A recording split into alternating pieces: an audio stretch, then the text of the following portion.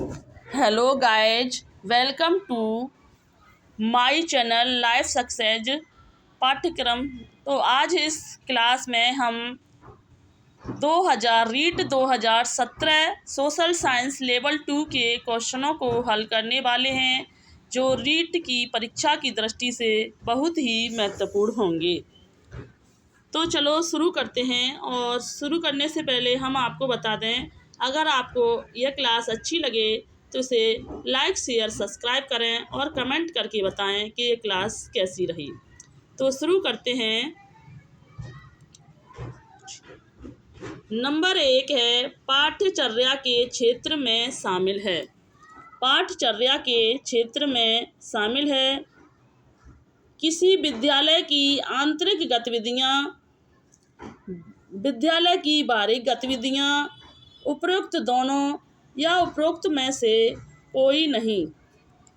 तो पाठ्यचर्या के जो क्षेत्र में शामिल मानी जाती हैं वो किसी विद्यालय की आंतरिक गतिविधियाँ और विद्यालय की बाहरी गतिविधियाँ जो हैं वह दोनों ही पाठ्यचर्या के क्षेत्र में शामिल मानी जाती हैं। प्रश्न नंबर 2 देखते हैं कि भारत के संविधान की प्रस्तावना में वर्णित हम भारत के लोग का अर्थ है। नंबर 1, भारत के मुख्य न्यायाधीश के पास संप्रभुता निहित है। नंबर 2, संप्रभुता भारत के लोगों के साथ है। नंबर 3, संप्रभुता भारत के राजनीतिक दलों के साथ है। नंबर 4, संप्रभुता लोकसभा अध्यक्ष के पास होती है। तो भारत के संविधान की प्रस्तावना में वर्णित हम भारत के लोग का जो अर्थ है कि संप्रभुता भारत के लोगों के साथ है। तो भारत की जो प्रस्तावना है वो पंडित जवाहरलाल नेहरू ने पेश की थी, और भारत की जो प्रस्तावना है वो अमेरिका के संविधान से ली गई थी, और प्रस्तावना की जो भाषा थी वो ऑस्ट्रेलिया से ली गई थी। प्रश्न नंबर 3 देखते हैं कि भारत के संविधान के किस अनुच्छेद के तहत अपदृश्यता को समाप्त कर दिया गया। भारत के संविधान के किस अनुच्छेद के तहत अपदृश्यता को समाप्त कर दिया गया है। नंबर 1, अनुच्छेद 16। नंबर 2, अनुच्छेद 17। नंबर 3, अनुच्छेद 18। नंबर 4, अनुच्छेद 19। तो भारत के जो संविधान के किस अनुच्छेद के तहत अपदृश्यता को समाप्त कर दिया गया था, तो वह अनुच्छेद 17 के तहत अपदृश्यता को समाप्त कर दिया गया था, और अनुच्छेद 18 के तहत उपाधियों का अंत किया गया था। प्रश्न नंबर 4 देखते हैं कि भारत के संविधान के किस भाग में मौलिक कर्तव्य निहित हैं। भारत के संविधान के किस भाग में मौलिक कर्तव्य निहित हैं। भाग 5 में, भाग 2 में, भाग 4A में या भाग 4 में। तो भारत के संविधान के किस भाग में मौलिक कर्तव्य निहित हैं, तो भाग 4 में ए में मौलिक कर्तव्य निहित हैं, और जो मौलिक कर्तव्य लिए गए थे वह रूस के संविधान से लिए गए थे, जो भाग 4 में वर्णित हैं।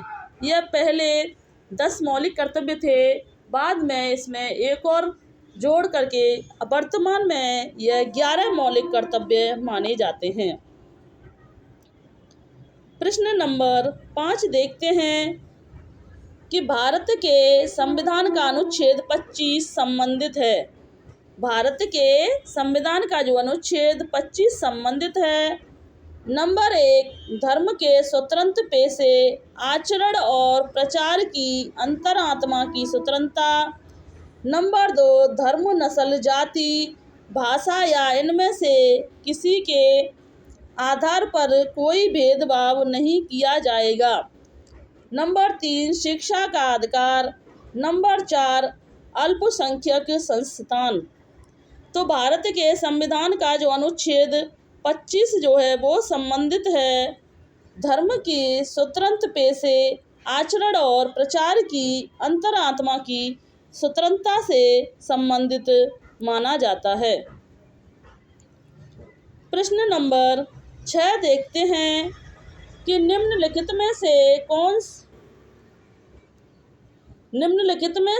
कौन सा संवैधानिक प्रावधान सामाजिक न्याय से संबंधित नहीं है। नंबर 1, सरकारी नौकरियों में SC/ST के लिए आरक्षण। नंबर 2, SC और ST के लिए विधान में आरक्षण। नंबर 3, सामान्य कार्य के लिए समान वेतन। नंबर 4, बाल श्रम पर रोक। तो निम्नलिखित में से कौन सा संवैधानिक प्रावधान सामाजिक न्याय से संबंधित नहीं है। तो नंबर 3, समान कार्य के लिए समान वेतन जो है वो सामाजिक न्याय से संबंधित नहीं माना जाता है। प्रश्न नंबर 7 देखते हैं कि लोकसभा की कार्यवाही को चलाने के लिए कितनी कार्य साधक संख्याओं की आवश्यकता है। लोकसभा की कार्यवाही को चलाने के लिए कितनी कार्य साधक संख्या की आवश्यकता है। नंबर 1, कुल सदस्यों का 1/4। नंबर 2, कुल सदस्यों का 2/3। नंबर 3, कुल सदस्यों का 1/3। नंबर 4, कुल सदस्यों का 10वां भाग। तो लोकसभा की कार्यवाही चलाने के लिए कितनी कार्य साधक संख्या की आवश्यकता है। तो कुल सदस्यों का जो 10वां भाग है वो लोकसभा की कार्यवाही को चलाने के लिए आवश्यक है। अगला प्रश्न देखते हैं कि भारत के संविधान का कौन सा अनुच्छेद एक मंत्रिपरिषद का प्रावधान करता है जो राष्ट्रपति को कार्यों के अभ्यास में सहायता करेगी।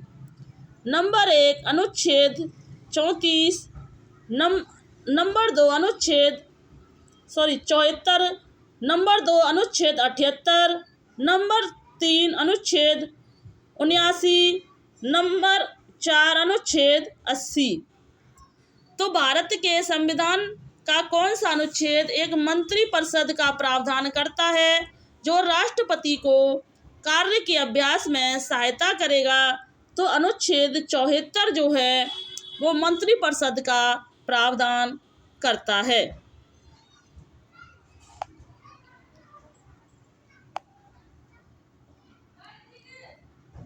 अगला प्रश्न देखते हैं कि राज्य चुनाव आयुक्त की नियुक्ति कौन करता है। राज्य चुनाव आयुक्त की नियुक्ति कौन करता है। भारत के मुख्य चुनाव आयुक्त, भारत के राष्ट्रपति, संबंधित राज्य के राज्यपाल या राज्य की विधानसभा। तो राज्य चुनाव आयुक्त की नियुक्ति जो है वो संबंधित राज्य के राज्यपाल जो हैं वो राज्य चुनाव आयुक्त की नियुक्ति करता है। अगला प्रश्न देखते हैं कि भारत के सर्वोच्च न्यायालय के संबंध में निम्नलिखित में से कौन सा कथन सही नहीं है। नंबर 1, भारत के राष्ट्रपति संविधान की व्याख्या से संबंधित मामलों में उच्चतम न्यायालय की सलाह ले सकते हैं। नंबर 2, सर्वोच्च न्यायालय राष्ट्रपति को सलाह देने के लिए बाध्यकारी हैं। नंबर 3, राष्ट्रपति सर्वोच्च न्यायालय द्वारा दी गई सलाह को मानने के लिए बाध्य नहीं है। सरकार उच्चतम न्यायालय की सलाह पर प्रस्तावित कानून में आवश्यक संशोधन कर सकती है। तो भारत के सर्वोच्च न्यायालय के संबंध में निम्नलिखित में से कौन सा कथन जो सही नहीं है कि सर्वोच्च न्यायालय राष्ट्रपति को सलाह देने के लिए बाध्यकारी है, यह सही नहीं है। भारत के सर्वोच्च न्यायालय से राष्ट्रपति 143 के तहत सलाह ले सकते हैं, लेकिन उसे मानने के लिए बाध्यकारी नहीं है, इसलिए टू सत्य नहीं माना जा सकता। अगला प्रश्न देखते हैं कि भारत के राष्ट्रपति के चुनाव के लिए निर्वाचक मंडल में कौन शामिल हैं? भारत के राष्ट्रपति चुनाव के लिए निर्वाचन मंडल में कौन शामिल हैं? केवल लोकसभा के निर्वाचित सदस्य, लोकसभा के सभी सदस्य, केवल भारत की संसद और राज्यसभाओं की विधानसभाओं के निर्वाचित सदस्य, केवल भारत की संसद और दिल्ली पांडिचेरी के राज्यों और केंद्र शासित प्रदेशों की विधानसभाओं के निर्वाचित सदस्य हैं। तो भारत के राष्ट्रपति चुनाव के लिए निर्वाचन मंडल में कौन शामिल हैं? तो केवल भारत के संसद और दिल्ली पांडिचेरी के राज्यों और केंद्र शासित प्रदेशों की विधानसभाओं के निर्वाचित सदस्य शामिल हैं। अगला प्रश्न देखते हैं कि एशिया की सबसे लंबी नदी है। एशिया की सबसे लंबी नदी है हांगो, यांगत्से, मेकंग या लेना। तो एशिया की जो सबसे लंबी नदी मानी जाती है वह यांगत्से जो है वो एशिया की सबसे लंबी नदी मानी जाती है। अगला प्रश्न देखते हैं कि किलिमंजारो पर्वत किस देश में है? किलिमंजारो पर्वत किस देश में है? Number 1 Tanzania, number 2 Kenya, number 3 Uganda, number 4 Rwanda. तो किलिमंजारो पर्वत जो स्थित है वो अफ्रीका के तंजानिया में किलिमंजारो पर्वत स्थित माना जाता है। अगला प्रश्न देखते हैं कि समताप सीमा का औसत तापमान है। समताप सीमा का औसत तापमान 43 degree C, -50 degree C, 100 degree C, 0 degree C. तो समताप सीमा का जो औसत तापमान माना जाता है वो 0 डिग्री सी जो है समताप सीमा का औसत तापमान माना जाता है। अगला प्रश्न देखते हैं कि बेसाल्ट चट्टान एक उदाहरण है। बेसाल्ट चट्टानें एक उदाहरण हैं। नंबर 1 हापेविसिल चट्टान, नंबर 2 वही वेधृदी आग्नेय चट्टान, नंबर 3 प्लेटोनिक चट्टान, नंबर 4 कारिंथिन चट्टान। तो बेसाल्ट चट्टानें जो किसका उदाहरण मानी जाती हैं? तो बेसाल्ट चट्टानें जो हैं वो वही वेधृदी आग्नेय चट्टान का उदाहरण मानी जाती हैं। जबकि चट्टानें 3 प्रकार की होती हैं: आग्नेय चट्टान, अवसादी चट्टान और कार्यांतर चट्टान। जिनमें से बेसाल्ट चट्टानें जो होती हैं वो आग्नेय चट्टानें मानी जाती हैं। अगला प्रश्न देखते हैं कि एक पोषी स्तर से दूसरे पोषी स्तर तक औसत ऊर्जा का प्रवाह कितना होता है? एक पोषी स्तर से दूसरे पोषी स्तर तक औसत ऊर्जा का जो प्रवाह कितना होता है? 15%, 5%, 10% या 20%। तो एक पोषी स्तर से दूसरे पोषी स्तर तक औसत ऊर्जा का जो प्रवाह होता है वो 10% होता है। इसे 10% का नियम भी कहा जाता है। अगला प्रश्न देखते हैं कि मेगस्थनीज किसके राजदूत थे? मेगस्थनीज किसके राजदूत थे? Number A Sikandar, number 2 Bindusara, number 3 बिल्सन प्रथम, नंबर 4 सेल्यूकस। तो जो मेगस्थनीज थे वो किसके राजदूत माने जाते थे? तो मेगस्थनीज जो हैं वो सेल्यूकस के राजदूत माने जाते थे। अगला प्रश्न देखते हैं कि निम्नलिखित में से कौन चंद्रगुप्त द्वितीय के दरबार का नवरत्न नहीं था? निम्नलिखित में से कौन चंद्रगुप्त द्वितीय के दरबार का नवरत्न नहीं था? Number 1 Baruchi, number 2 Baharmir, number 3 Dhanvantari, number 4 Fahan. तो चंद्रगुप्त द्वितीय के जो दरबार में जो नवरत्न नहीं माना जाता था वो फहान को चंद्रगुप्त द्वितीय के दरबार का नवरत्न नहीं माना जाता था। अगला प्रश्न देखते हैं कि महाराणा प्रताप के हाथी का नाम क्या था? महाराणा प्रताप के हाथी का क्या नाम था? Number 1 Ram Prasad, number 2 Chetak, number 3 मर्दाना, नंबर 4 वीर प्रसाद। तो महाराणा प्रताप के जो हाथी का नाम था वो राम प्रसाद था और महाराणा प्रताप के जो घोड़े का नाम था वो चेतक था। महाराणा प्रताप का जो जन्म हुआ था वो 9 मई 1540 ईस्वी को हुआ था। इनके पिता का नाम उदय सिंह था। अगला प्रश्न देखते हैं कि समाज सुधारक गोविंद गुरु का जन्म में हुआ। समाज सुधारक गोविंद गुरु का जो जन्म हुआ नंबर 1 पंडित परिवार में, नंबर 2 किसान परिवार में, नंबर 3 बंजारा परिवार में या नंबर 4 जमींदार परिवार में। तो समाज सुधारक गुरु गोविंद का जो जन्म हुआ था वह बंजारा परिवार में हुआ था। अगला प्रश्न देखते हैं कि चेतावनी रा चुंगटा किसने लिखी थी? चेतावनी रा चुंगटा किसने लिखी थी?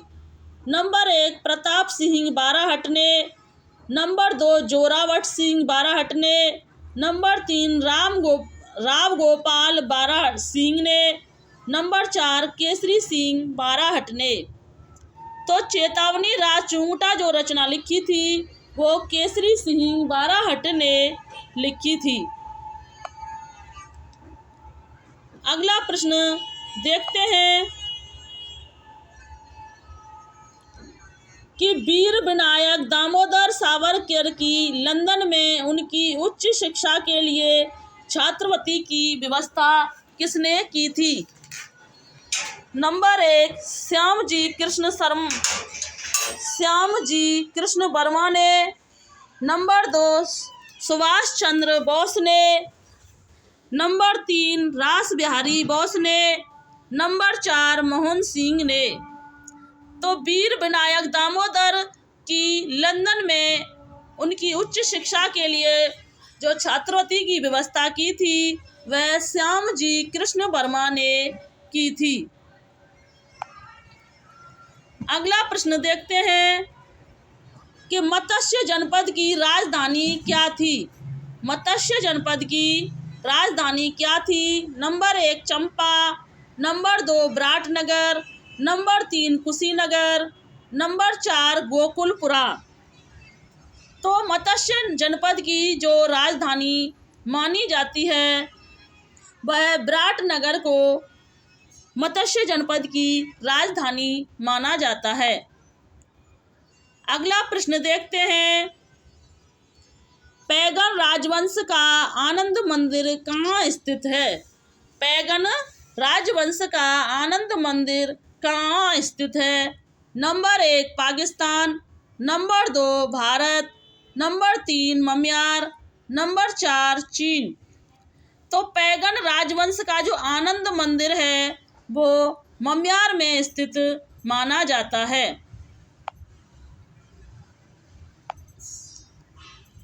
अगला प्रश्न देखते हैं कि तराइन का युद्ध किसने जीता था। तराइन का युद्ध 1191 ईस्वी किसने जीता था। नंबर 1 अर्नोराज चौहान ने, नंबर 2 मोहम्मद गोरी ने, नंबर 3 पृथ्वीराज चौहान ने, नंबर 4 गोविंदराज चौहान ने। तो तराइन का जो युद्ध 1191 ईस्वी में जो जीता था वो पृथ्वीराज चौहान ने तराइन का युद्ध 1191 में जीता था।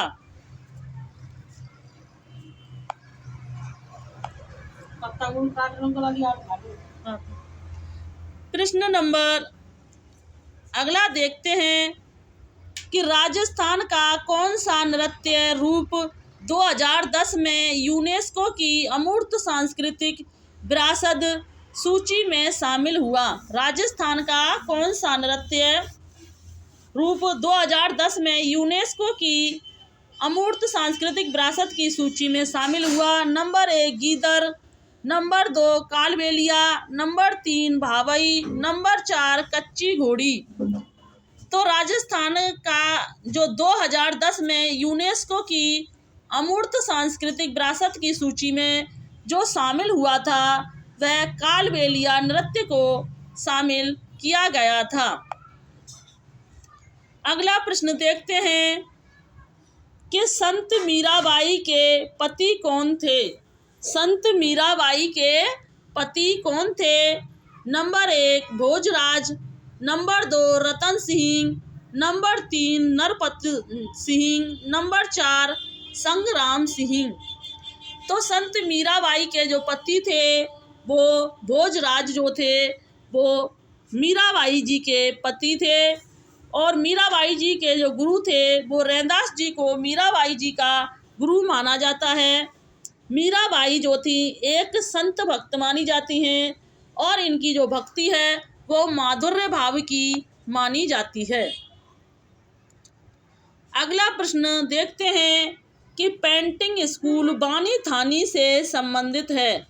पेंटिंग स्कूल बानी थानी से संबंधित है सतवंत प्रसाद से, नागरी दास से, मृगावती से या शिव पार्वती से। तो पेंटिंग स्कूल बानी थानी जो है वो नागरी दास से संबंधित माना जाता है। अगला प्रश्न देखते हैं कि चुरू जिले के ददरेवा गांव से किसका संबंध था। चुरू जिले के ददरेवा गांव से किसका संबंध था।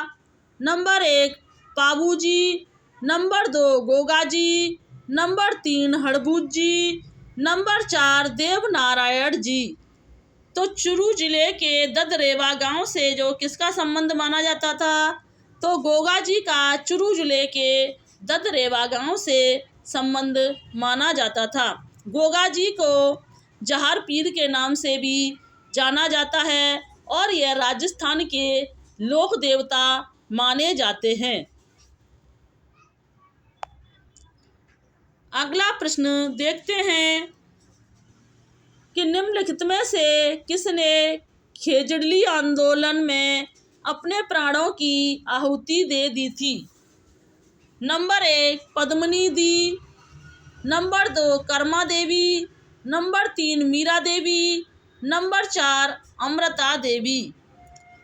तो निम्नलिखित में से किसने खेजड़ी आंदोलन में अपने प्राणों की आहुति दे दी थी तो वह अमृता देवी ने खेजड़ी आंदोलन में अपनी प्राणों की आहुति दे दी थी। आज के 30 प्रश्न कंप्लीट होते हैं। अगर आपको हमारी यह क्लास अच्छी लगी हो तो लाइक शेयर सब्सक्राइब करें और हमें कमेंट करके बताएं कि यह क्लास कैसी रही।